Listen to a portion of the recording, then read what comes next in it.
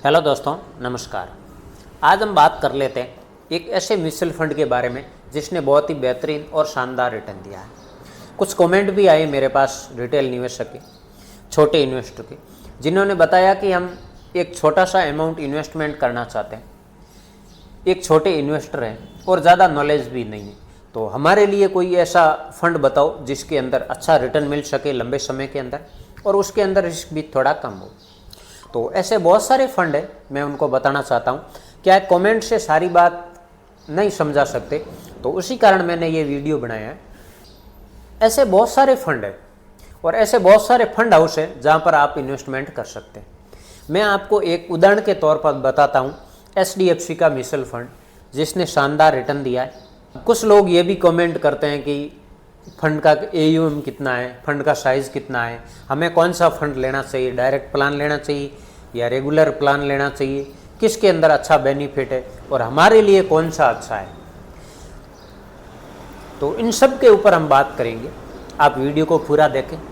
तो जिन लोगों ने कमेंट किया है उनके लिए एक फ़ंड है जिसका नाम है HDFC मिड कैप फंड।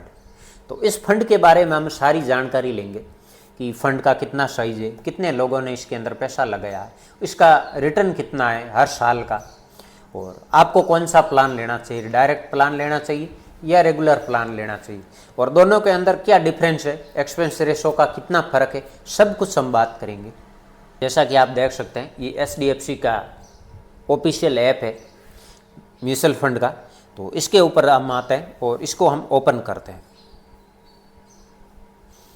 अगर आप इसको ओपन करेंगे, आप खुद भी ये कर सकते हैं, आप app store, play store, Google से कहीं से भी ये ऐप को डाउनलोड कर सकते हैं। और उसके बाद आप यहाँ आए, जो यहाँ प्रोडक्ट लिखा हुआ इसके ऊपर आएंगे तो आपको सारे फंड जितने भी HDFC के फंड है तो वो सारों की आपके पास लिस्ट आ जाएगी। उसके अंदर से ये खुद आप भी चेक करें। जब कभी भी आप कोई भी फंड लें तो उस फंड के बारे में सारी जानकारी दूसरों से भी लें और आप खुद भी उस फंड के बारे में सारी जानकारी खुद से लें।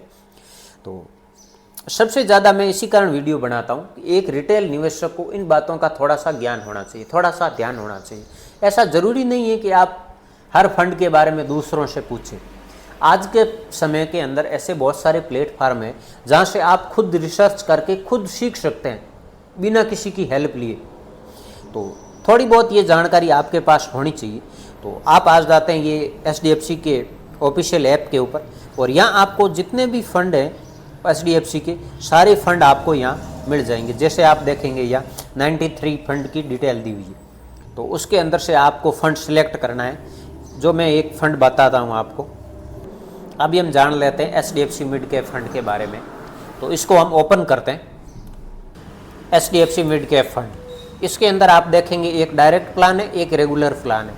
इसके अंदर से आपको कौन सा लेना चाहिए, जैसा कि आपको थोड़ी बहुत समझ है, आप फंड के बारे में कुछ जानते हैं और आप ये सोचते हैं कि मैं खुद अपना म्यूचुअल फंड हैंडल कर सकता हूँ, मैं खुद फंड को सेलेक्ट कर सकता हूँ, तो आप डायरेक्ट के ऊपर जाएं, क्योंकि इसका एक्सपेंस रेशो आपको कम मिलेगा। इसके ऊपर आपको एजेंट का चार्ज, डिस्ट्रीब्यूटर का चार्ज नहीं लगेगा। और अगर आप रेगुलर के अंदर जाते हैं तो यहाँ पर आपको डिस्ट्रीब्यूटर का चार्ज लगेगा, एजेंट का चार्ज लगेगा। आप जिसके थ्रू आ रहे हैं, जैसे आप बैंक से ले रहे हैं तो वहाँ आपको रेगुलर प्लान दिया जाएगा, क्योंकि वहाँ डिस्ट्रीब्यूटर आपका बैंक होगा, तो आपसे कुछ चार्ज ज़रूर लेगा वो। तो अगर आपको थोड़ी बहुत समझ है, फंड को आप खुद हैंडल करना जानते हैं, तो आप डायरेक्ट प्लान के अंदर जा सकते हैं। इसके अंदर बड़ी कुछ भी बात नहीं है, आप डायरेक्ट प्लान को सेलेक्ट कर सकते हैं। उसके बाद अगर आप आएंगे तो यहाँ फंड की आपको सारी डिटेल मिल जाएगी।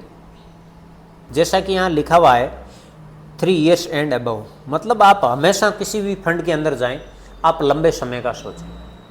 यहाँ 3 years से ज़्यादा का बताया हुआ, मैं आपको कहता हूँ कि 5 साल से आप ज़्यादा के अंदर आए। जितना आप लंबा समय देंगे इन्वेस्टमेंट को, उतना अच्छा आपको रिटर्न मिलेगा। उसके बाद यहाँ आप देख सकते हैं ये फंड लगभग 2007 से लॉन्च किया हुआ है। 100 रुपये से आप इसके अंदर SIP भी कर सकते हैं। और आप देखेंगे इस फंड का साइज है 75,000 करोड़ रुपए से इसका ऊपर का AUM है। फंड का साइज है 75,000 करोड़ रुपए इस फंड के अंदर लगे हुए हैं। बहुत सारे लोगों का भरोसा है। इसका कारण ये है कि ये स्मॉल कैप या लार्ज कैप दोनों के बीच का फंड है। स्मॉल कैप के अंदर रिटर्न ज़्यादा भी मिल सकते हैं, लेकिन उसके अंदर थोड़ी उतार चढ़ाव ज़्यादा रहता है, थोड़ी रिस्क ज़्यादा रहती है। और लार्ज कैप फंड के अंदर रिस्क मिड कैप फंड से भी कम है, लेकिन उसके अंदर थोड़ा रिटर्न भी कम है। तो मिड साइज का ये फंड है और बहुत शानदार फंड है। उसके बाद आप देखेंगे यहाँ डायरेक्ट फंड का एक्सपेंस रेशो है वो 0.72% का है। और उसकी जगह अगर आप देखेंगे तो अगर आप यहाँ सेलेक्ट कर सकते हैं इसको, यहाँ रेगुलर, तो रेगुलर का आप सेलेक्ट करेंगे तो उसके बाद आप देखेंगे कि यहाँ आपको एक्सपेंस रेशो है वो 1.39% आ गया। और डायरेक्ट प्लान का आपने देखा है कि 0.72% था। तो आप डायरेक्ट प्लान को सेलेक्ट करें, वो आपके लिए एक्सपेंस रेशो कम लगेगा। तो यहाँ आप देख सकते हैं 0.72%। मेन चीज़ है कि इन छोटी छोटी बातों का अगर आप ध्यान रखेंगे तो लंबे समय के अंदर आप अच्छा शानदार रिटर्न मिलेगा आपको। उसके बाद आप देखेंगे एग्जिट लोड, अगर आप शॉर्ट टाइम के लिए निकालेंगे पैसे को तो आपको 1% एग्जिट लोड देना पड़ेगा। और उसके बाद आप देखेंगे कि यहाँ आपको रिटर्न दिया हुआ है जब से ये फंड लॉन्च हुआ है, पिछले लगभग 10 साल या उससे ऊपर का आपको रिटर्न मिलेगा। यहाँ जैसा आप देख सकते हैं 1 साल का रिटर्न है मिड कैप फंड का, वो है 52% से भी ऊपर का रिटर्न। 3 साल का रिटर्न है 31% से ऊपर है। 5 साल का रिटर्न 31% से ऊपर है। 10 साल का रिटर्न 21% से ऊपर है। और लगातार इस फंड ने जब से ये फंड शुरू हुआ है तब से लगातार का इसका रिटर्न 23% से ऊपर है। बहुत शानदार फंड है और बहुत शानदार इसने रिटर्न भी दिया है। उसके बाद अगर आप देखेंगे तो यह फंड मैनेजर की डिटेल दी हुई है। जैसे म्यूचुअल फंड का सारा पैसा लगभग इक्विटी का स्टॉक मार्केट के अंदर इन्वेस्टमेंट होता है, और ये फंड मैनेजर होते हैं वो हमारे पैसे को संभालते हैं। कहाँ कब पैसा कहाँ लगाना, किस फंड के अंदर लगाना, कब उसके अंदर से निकालना, ये सब कुछ ये खुद संभालते हैं। इसी कारण हमारे लिए स्टॉक मार्केट का अगर हम कंपेयर करें तो हमारे लिए म्यूचुअल फंड थोड़ा सा सेफ होता है, क्योंकि यहाँ हमें खाली एक फंड के बारे में देखना है और एक फंड के अंदर फंड मैनेजर 25, 30, 50 कंपनी को सिलेक्ट करते हैं, तो उसके अंदर हमें थोड़ा बहुत रिस्क कम हो जाता है। हाँ, रिटर्न भी अगर स्टॉक मार्केट का कंपेयर करें तो रिटर्न भी कम मिलता है, लेकिन रिस्क भी कम है। तो इसी कारण हम म्यूचुअल फंड का सहारा लेते हैं। तो यहाँ फंड मैनेजर की डिटेल भी दी हुई है। और उसके बाद आप देखें यहाँ टॉप 10 कंपनी की डिटेल है। जैसा कि यहाँ डिटेल दी हुई है कि इस कंपनी के अंदर हमारा पैसा लगता है, उसकी डिटेल दी हुई है। जैसे इंडियन होटल कंपनी, इसके अंदर फंड का 4.5% पैसा है वो इस स्टॉक के अंदर लगा है। स्टॉक का यहाँ नाम दिया हुआ है और यहाँ दिया हुआ है कि कितना % इस पैसा लगता है फंड का।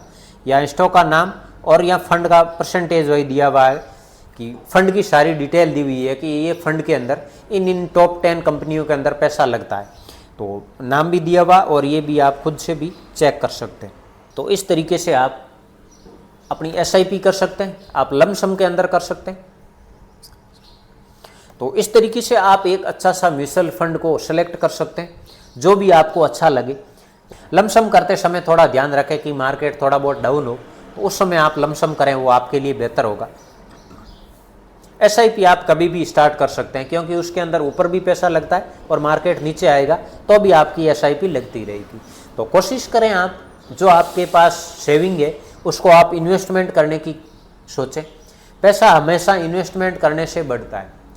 ऐसा नहीं है कि हमने सेविंग कर दी और उस पैसे को रख दिया, वो पैसे पड़े पड़े उस पैसे की वैल्यू कम होती है।